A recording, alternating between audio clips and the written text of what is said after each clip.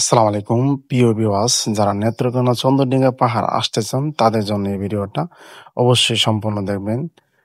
তো ভিউয়ার্স, নিজস্ব বাইক লাগবে। আমরা এখন রওনা দিচ্ছি। দুই সাইডে পানি ও অসাধারণ দৃশ্য, খুবই সুন্দর লাগলো।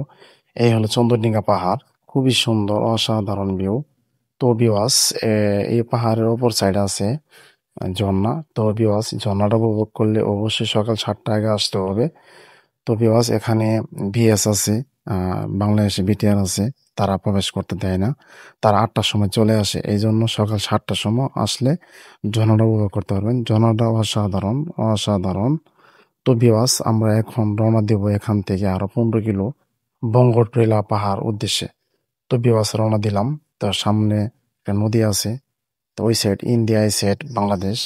তো ভিউয়ার্স, নদীটা পার হইতে আমাদের ম্যাক্সিমাম 20 মিনিট সময় লাগছে। তো ভিউয়ার্স, নদীটাও খুব সুন্দর। ওই সাইডে ইন্ডিয়া। তো ভিউয়ার্স, নদীটা পার হলাম। তো সামনে একটা ঘোরাঘুরি পড়লো, আমার কাছে খুবই ভালো লাগলো, স্ক্রিনে আনলাম। অসাধারণ। তো ভিউয়ার্স, এই হলো বঙ্গটিলা, অসাধারণ ভিউ, অসাধারণ। এই হলো বাংলাদেশ সীমানা।